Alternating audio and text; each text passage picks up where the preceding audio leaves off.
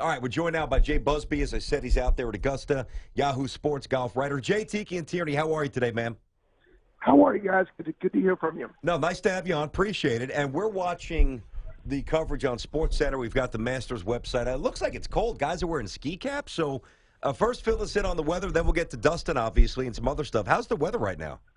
You know what? It's cold. It's so cold that you can hear that I've lost my voice over the last couple of days. It's been unseasonably cold here. It should warm up in the next few days, but the rain has been just hellacious on the course and on the town of Augusta for the first part of the week. Well, describe hellacious. I mean, you're not getting soft on us Yeah, here, we live Jay. in the Come Northeast on. here, Jay. And we're used to Hellacious. What is it, 52 degrees? Hellacious means that they've had tornado warnings. It's been raining sideways. It's been cold. It was they had to clear off the course both Monday and Wednesday early because there was too much lightning in the area. So there were a lot of patrons who went away a little bit disappointed earlier in the week because they didn't see a whole lot of golf. They only got in maybe an hour's worth before the course had to shut down. Yeah, I think I was watching that yesterday on Masters.com as well, just the practice rounds, and they were shuttling people off of the course, the players off of the course because of some of those warnings. How is the course looking right now, though? It's obviously you would suspect that it's soft, which benefits some of the long hitters. How is it playing right now for the guys that are actually out there? Well, you know, they just started it up, but it looks immaculate. It's Augusta. It's always going to look immaculate. There's a little bit of question about how the rain will affect the fairways and the grass there. But overall, the greens they're going to dry out over the next few days. They'll be slow to start with, but by the weekend they will be those fast and treacherous greens that we know about from Augusta. I think we just saw Zach Johnson, who never misses putts. I think Teague said he missed about a 2 or 3 footer. So obviously a little chippy already. Talking, of course, Jay Busbee, who's down there at Augusta. He's for the Masters now. Jay, obviously the story that everybody's following around Augusta and the Masters is Dustin Johnson's fall in his rental home and his back. Any update on how he's feeling and what the prospects are for him? Because he tees off at about 2 o'clock this evening, or this afternoon, I should say. Yeah, the update is at the moment there is no update. We've been looking just like you, reaching out to his people, trying to see if there's anything going on. And what they're saying is that we hope for the best. That's their quote. And that's not really what you want to hear. You want to hear, oh, it was just a minor tweak. He should be able to play through it. I mean, this could be something that causes him a great deal of problem. He will know early on whether or not he's going to be able to play. We're going to be staking out the driving range, seeing if he shows up, seeing how he looks on the driving range. But as we all know from Tiger Woods, when your back goes, especially when you're a long hitter like Dustin Johnson, everything goes out of sync. And what he does to try and compensate for that, that's not the way that you want to come into one of the most important tournaments of the year. Yeah, then other things can break down. Forget about your shots being errant. I mean, you could actually do some more damage physically. That makes sense. So is there a rule? I mean, Tiki and I are big golf fans, but I don't know. This is probably obscure if there's even one. Is there a rule where he has to declare by a certain point? Like, what's the logistics of pulling out of a tournament outside of saying I can't go? Do you have to? Is there a certain cutoff point where he's got to alert the tour or the Masters group? How does that work? No, the strange thing, the fun thing about Augusta is that he could literally, if he wanted to, if he was qualified to play, he wouldn't even need to notify him that he was playing. That's what everyone joked about. That Tiger Woods might just show up on Thursday morning and play. Wow. You don't have to. That's most tournaments you have to notify them in advance. But Augusta, it's not like he'd be taking the position of anybody else. In most other tournaments, you have alternates who are waiting and lining up to play if a position opens. There's no alternates waiting here. So if he didn't want to play, he would just alert them and say, "Hey, I don't want to play.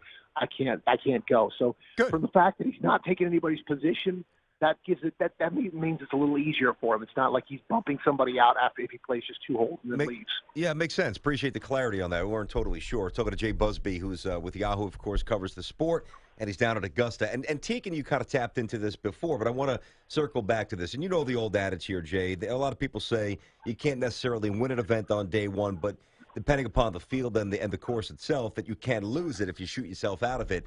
And given the soft fairway conditions and the relatively, I would imagine, receptive greens before they dry out, that would probably delete a lot of medium to light hitters from the field in terms of being able to win it. So, I mean, is this one of those rare occurrences where the weather is so wacky and really alters the course so much that it really does condense immediately and radically the amount of people that can win this event today, day one? It really does, and what you find with Augusta is not a course where you can make a great closing run, where you can go and make up 7 strokes on a Sunday. And unless there's an absolute collapse, and we all have recall Formula One, it's not a course where you generally can make up a lot of strokes. If you're within the top 2 or 3, within 2 or 3 strokes of the lead on Thursday, you're generally going to be that's where you're going to find your winner. So, yeah, you want to look at a guy like Rory McIlroy, who's going to be extremely strong today. I think he's going to be one of the guys that you want to keep an eye on. Jordan Spieth, obviously, is always a favorite here, but guys that have the ability to get up front fast and stay there are going to have the advantage throughout the weekend. You know, Jay, we talk about Spieth that you were just mentioning, and how he very quickly recovered, at least on the PGA Tour, from his collapse at Augusta last year. What's the sense of him this year at the Masters, specifically here? You think that's on his mind, or has he put it behind him? And because you would think he's the favorite, given where he averages in finishing in the top 2 in the 3 starts that he's had. Right, exactly, yeah. Well, he will tell you that he's put it completely behind him, but he is still a human being. He is still going to stand on that 12th hole, and as a matter of fact, that's going to be my story today. I'm heading out to the 12th hole to see how he handles that. And the great thing about Augusta is the Masters is you're playing the same course every year. So no matter what, when it comes around to that Sunday, he's going to be standing on that exact same hole where he was at the exact same spot last year. And he's going to have to deal with that. He's a human being. And maybe he is mentally tough. I think he is mentally tough enough to put it behind him, but still, there will always be that part of him wondering, what are you going to do this time around? And so that's going to be one of the fascinating subplots to follow this week. So to Jay Busbee, who's down at Augusta, covering the Masters, helping us out, Tiki and Tierney, CBS Sports Radio. I know he's played very well to start this year. He's up there already, and I think 3rd or 4th in FedEx points. I know he's a long hitter. He's a big kid. But to be fair, and again, I'm a big golf fan. I don't know a ton about Jon Rahm's, the specifics of his game. And I got to be honest, I feel, Jay, that a lot of our audience probably has heard the name. Maybe they've seen some highlights. But I know he's not a flash in the pan, but is he a certified, absolute, ascending, can't-miss superstar? Or is he just a talented guy who's played exceptionally well to start the calendar season? Well, you hate to anoint anybody as a superstar without having that big major win yet. I mean, he's certainly on the exact right path. And what we see with him is what we've seen in other sports where you have people come out, young quarterbacks from college and succeed immediately. Like Jordan Spieth, he's getting on the tour and he's succeeding right off the bat. Now, this is going to be a great test for him this weekend. If he goes and makes the cut, if he finishes in the top 10, people are going to think, wow, amazing, this guy is it. He's on the way. But just last year, we had Bryson DeChambeau, who was kind of in the same position and didn't quite pan out the way that we thought he would. Now, obviously, I'm not saying in any way that DeChambeau is any kind of failure. That's true. That's true. We need to be careful of anointing these guys early. By the way, Jay, Tiki played with DeChambeau down at the Valspar? Yeah, he was in the Pro-Am with him. I liked him. He's a good kid, man. Smart kid. He really is. And he's got a great future ahead of him. But, he didn't quite become the rocket ship that everybody assumed he would. That's not saying he won't this year or, in the future years, rather. So, it's entirely possible. But, yeah, Jon Rahm has everything. Golf is such a long-term sport, and he's built the right foundation. Just like Jordan Spieth did a few years ago, Jon Rahm has built the right foundation to give himself a lot of success going forward. Hey, Jay, tell me about Jason Day. We all saw that he dropped out of the Dell Match Play World Golf Championship to be with his mother, who was having surgery on her lungs. He said he couldn't even think about his next shot. He was just thinking about his mom. Obviously, she's doing better, we think. She's not having to go into chemo. But he's kind of been off. Where are we looking at with Jason Day? 'Cause I think he's a fan favorite, especially looking at his story and where he's come from. Where do we expect him to be mindset-wise at this Masters tournament? He's come in smiling. He seems like everything is going better, which is great to hear. Jason Day's kind of an enigma because he's an incredibly talented player. He's won his major. He's part of that group of young players. He also always seems to set himself up with some kind of issue that he kind of gives himself an out for having a bad week. Now, I'm not in any way putting his brothers. No, this is something that if you look where and he's a great guy. That's the question about him is why does he keep doing this? Why does he need to? But if you look, and I'm not putting his mother's situation in this at all. That's completely irrelevant. Gotcha. But he will come into every single tournament, the major tournament. He say, I'm not feeling well. I didn't get sleep last night, and he does it in kind of a joking way, but. there are people who are wondering, all right, come on, enough with preemptive excuses. You're Wow. way too good to be doing that. So I haven't heard that. That's yeah, interesting.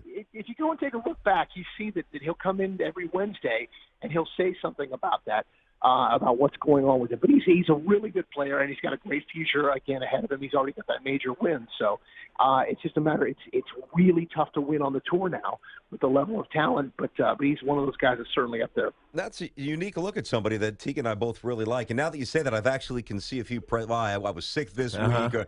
That's interesting. All right, not a lot of time, but I have to throw this by here. One of my picks, and listen, I know he hasn't delivered on what he was supposed to be. I think Sergio's going to play very well, and maybe I'm getting. I would love it. Oh, all right. Maybe I'm getting hung up a little bit too much in the symmetry here. But 37 years ago, his countryman, his idol, Seve, won the Masters. He turned 37 this year. He's playing well. It looks like his mind is free. Sergio, I think he's going to be there. Am I nuts? You're not nuts at all. I would love to see Sergio. Sergio would be probably the greatest story in terms of someone getting a Masters or a major that they deserve. I think Sergio's major is going to come at a British Open. I'm not sure this course sets up as well for him. But, yeah, if he were to win, it would certainly be one of the most welcome wins in golf in a long time. There it is, Jay. Good stuff, man. Nicely done. Appreciate it. Thank you. Yeah, I feel better with guys. that voice, man. Thank you very much. No Jason Day excuses. Next time you got to call us in here.